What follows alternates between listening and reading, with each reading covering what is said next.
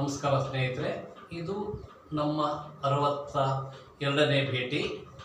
ಇಂದು ಸಹ ನಾವು indirect speech ಅಥವಾ ರಿಪೋರ್ಟೆಡ್ ಸ್ಪೀಚ್ ಬಗ್ಗೆ ಚರ್ಚೆ ಮಾಡೋಣ. ಏಕೆಂದರೆ ಈ ಶಾಲಾ ಹಂತದಲ್ಲಿ ಮತ್ತು ಕಾಲೇಜು ಹಂತದಲ್ಲಿ ಮಕ್ಕಳಿಗೆ ಸ್ವಲ್ಪ ಕಷ್ಟಕರವಾದ ಭಾಗ ಇದು ಅನಿಸುತ್ತೆ. ಮತ್ತು ಇದನ್ನು ಬಹಳಷ್ಟು ಮಕ್ಕಳು ಸಾಮಾನ್ಯವಾದ ಶಾಲೆಗಳಲ್ಲಿ ಕಷ್ಟಪಡ್ತಾರೆ, ತಪ್ಪು ಬರೆಯೋದು ಇದೆ.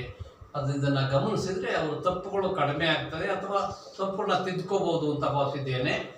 ಅದಕ್ಕೆ ಇದನ್ನು ಒಂದು 10 ತರಗತಿಗಳನ್ನು ತೆಗೆದುಕೊಳ್ಳೋಣ ಅಂತಿದ್ದೀನಿ. ಇದು 6ನೇ ತರಗತಿ. ನೋಡಿ, Gopal go out of my chamber the officer shed.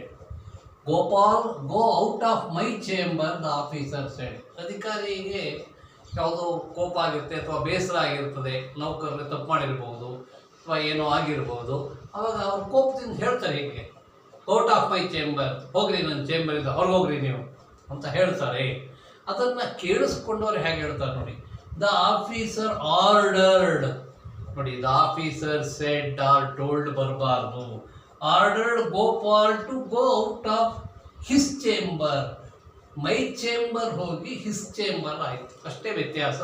ನೋಡಿ, ಅಲ್ಲಿ ಸೆಡ್ ಅಥವಾ ಟೋಲ್ಡ್ ಬರಬಾರ್ದು, ಇದೇ ಆದೇಶ. ಇದು ಆದೇಶ ಕೊಟ್ಟರು, ಹೇಳಿ ಆಫೀಸರು ಆರ್ಡರ್ ಮಾಡಿದರು ಅಂತಾರೆ, ಆಫೀಸರ್ ಹೇಳಿದ್ರು ಅಂತಾರೆ. ಕನ್ನಡದಲ್ಲಿ ಸಾಮಾನ್ಯವಾಗಿ ಆಫೀಸರ್ ಹೋಗು, ಆಫೀಸಿಂದ ನನ್ನ ಚೇಂಬರಿಂದ ಹೊರಗೋಗು ಅಂದರು ಅಂತ ಹೇಳ್ತಾರೆ.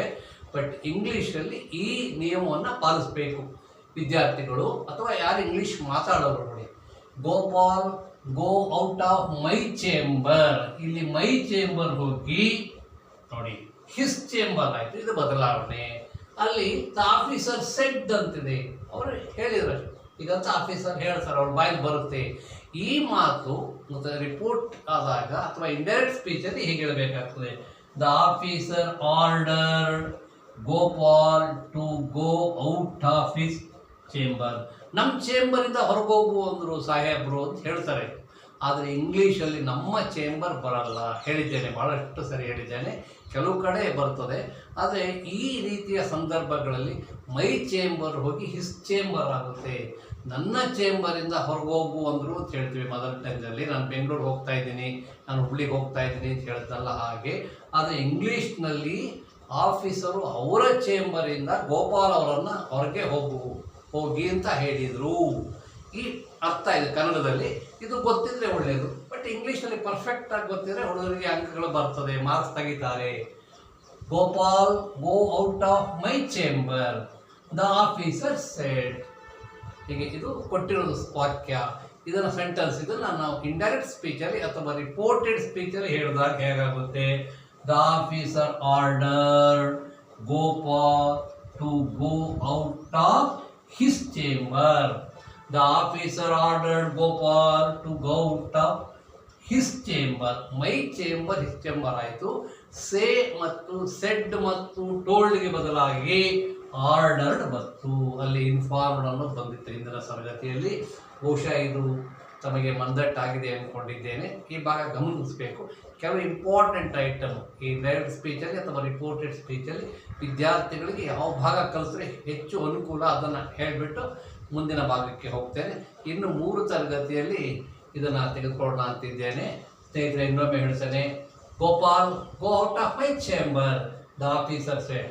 ಗೋಪಾಲ್ ಹೊರಟೋಗ್ರಿ ನನ್ನ ಚೇಂಬರಿಂದ ಕನ್ನಡದಲ್ಲಿ ಹೇಳ್ತಾರೆ ಹೀಗೆ. ಅದನ್ನು ಇಂಗ್ಲೀಷ್ನಲ್ಲಿ ಹೇಳಿದಾಗ the officer ordered Gopal to go out of his chamber. ಇಂಗ್ಲೀಷಲ್ಲಿ ಅದನ್ನು ರಿಪೋರ್ಟ್ ಮಾಡಿದಾಗ, ಇಂಡೈರೆಕ್ಟ್ ಸ್ಪೀಚಲ್ಲಿ ಹೇಳಿದಾಗ ಮೈ ಚೇಂಬರ್ ಹೋಗಿ ಹಿಸ್ ಚೇಂಬರ್ ಆಗುತ್ತೆ. ಕಳೆದ್ರೆ ಯಾರೋ ಕೇಳಿಸ್ಕೊಂಡಿರ್ತಾರೆ, ಸಾಹೇಬರು ಗೋಪಾಲ್ ಅವ್ರಿಗೆ ನನ್ನ ಚೇಂಬರಿಂದ ಹೊರಗೋಗು ಅಂದರು ಅಂತ. ಇಂಗ್ಲೀಷಲ್ಲಿ ಎಲ್ಲೂ ನನ್ನ ಚೇಂಬರ್ ಬರಲ್ಲ, ಜ್ಞಾಪಕ ಇಟ್ಕೋಬೇಕು. Gopal go out of my chamber the officer said. ಇದು ರಿಪೋರ್ಟ್ ಮಾಡಿದಾಗ, ಇಂಡೈರೆಕ್ಟ್ ಸ್ಪೀಚ್ ಆದಾಗ the officer ordered Gopal to go out of his chamber.